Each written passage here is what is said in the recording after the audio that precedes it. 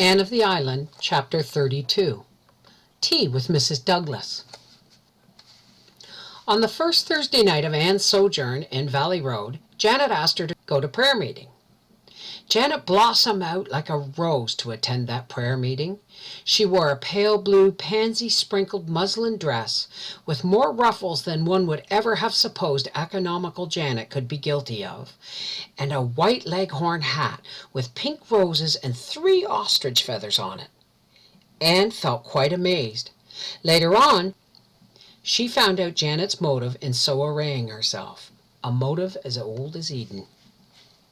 Valley Road prayer meetings seemed to be essentially feminine. There were 32 women present, 2 half-grown boys, and 1 solitary man, beside the minister. Anne found herself studying this man. He was not handsome, or young, or graceful. He had remarkably long legs, so long he had to keep them coiled up under his chair to dispose of them, and he was stoop-shouldered. His hands were big, his hair wanted barbering, and his mustache was unkempt. But Anne thought she liked his face. It was kind and honest and tender. There was something else in it, too. Just what, Anne found it hard to define. She finally concluded that this man had suffered and been strong, and it had been made manifest in his face. There was a sort of patient, humorous endurance in his expression, which indicated that he would go to the stake if need be, but would keep on looking pleasant until he really had to begin squirming. When prayer meeting was over, this man came up to Janet and said, "May I see you home, Janet?" Janet took his arm, as primly and shyly as if she were no more than 16, having her first escort home. Anne told the girls at Patty's place later on. "Miss Shirley, permit me to introduce Mr. Douglas," she said stiffly. Mr. Douglas nodded and said, "I was looking at you in prayer meeting, miss, and thinking what a nice little girl you were." Such a speech from 99 people out of 100 would have annoyed Anne bitterly. But the way in which Mr. Douglas said it made her feel she had received a very real and pleasing compliment. She smiled appreciatively at him and dropped obligingly behind on the moonlit road. So Janet had a beau. Anne was delighted. Janet would make a paragon of a wife, cheery, economical, tolerant, and a queen of cooks. It would be a flagrant waste on nature's part to keep her a permanent old maid. "John Douglas asked me to take you up to see his mother," said Janet the next day. "She's bedrid a lot of the time and never goes out of the house, but she's powerful fond of company and always wants to see my boarders. Can you go up this evening?" Anne assented, but later in the day Mr. Douglas called on his mother's behalf to invite them up to tea on Saturday evening. "Oh, why didn't you put on your pretty pansy dress?" asked Anne when they left home. It was a hot day, and poor Janet, between her excitement and her heavy black cashmere dress, looked as if she were being broiled alive. "Old Mrs. Douglas would think it terrible frivolous and unsuitable, I'm afraid. John likes that dress, though," she added wistfully. The old Douglas homestead was half a mile from Wayside, cresting a windy hill. The house itself was large and comfortable, old enough to be dignified, and girdled with maple groves and orchards. There were big trim barns behind it, and everything bespoke prosperity. Whatever the patient endurance in Mr. Douglas's face had meant, it hadn't, so Anne reflected, meant debts and duns. John Douglas met them at the door and took them into the sitting room, where his mother was enthroned in an armchair.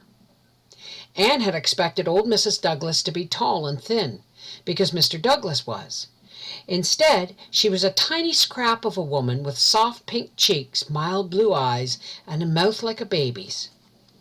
Dressed in a beautiful, fashionably made black silk dress, with a fluffy white shawl over her shoulders, and her snowy hair surrounded by a dainty lace cap.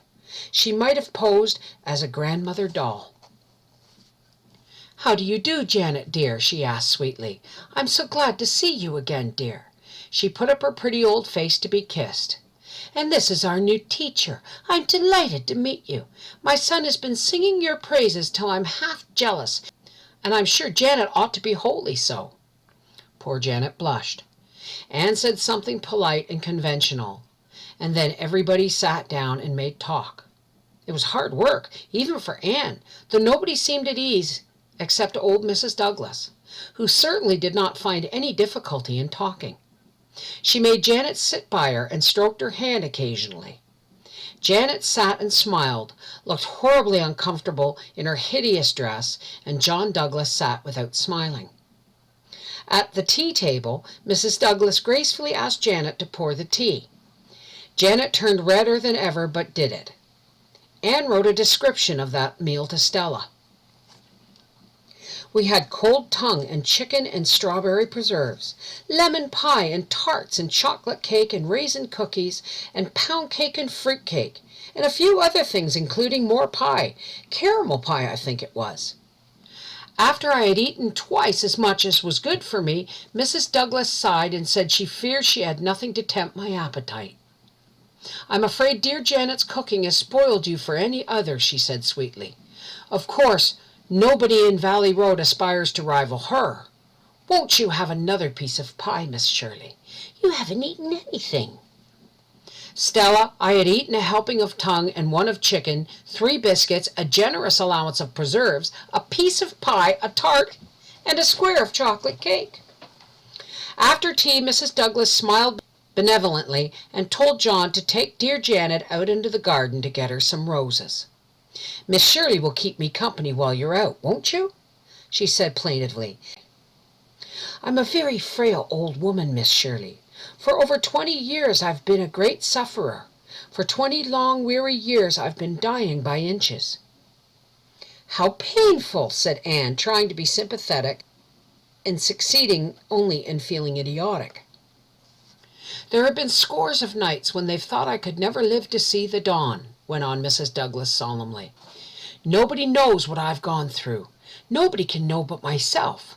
Well, it can't last very much longer now. My weary pilgrimage will soon be over, Miss Shirley. It's a great comfort to me that John will have such a good wife to look after him when his mother is gone. A great comfort, Miss Shirley. Janet is a lovely woman, said Anne warmly. Lovely, a beautiful character, assented Mrs. Douglas, and a perfect housekeeper, something I never was. My health would not let me permit it, Miss Shirley. I am indeed thankful that John has made such a wise choice. I hope and believe that he will be happy. He's my only son, Miss Shirley, and his happiness lies very near my heart. Of course, said Anne stupidly. For the first time in her life she was stupid, yet she could not imagine why. She seemed to have absolutely nothing to say to this sweet, smiling, angelic old lady who was patting her hand so kindly. Come and see me soon again, dear Janet, said Mrs. Douglas lovingly when they left. You don't come half often enough, but then I suppose John will be bringing you here to stay all the time one of these days. Anne, happening to glance at John Douglas as his mother spoke, gave a positive start of dismay. He looked as a tortured man might look when his tormentors gave the rack the last turn of possible endurance. She felt sure he must be ill, and hurried poor Miss Blushing Janet away. Isn't old Mrs. Douglas a sweet woman? Asked Janet when they went down the road. Mm-hmm, answered Anne absently. She was wondering why John Douglas had looked so. She's been a terrible sufferer, said Janet feelingly. She takes terrible spells. It keeps John all worried up. He's scared to leave home for fear his mother will take a spell and nobody there but a hired girl.